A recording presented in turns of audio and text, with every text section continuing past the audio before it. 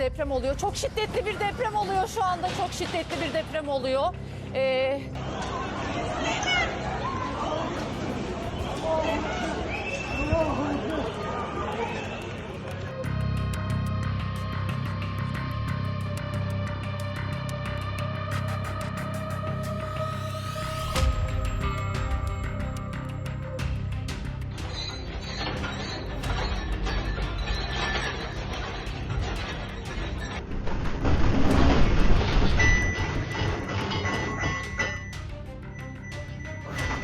Çok kötü deprem oluyor.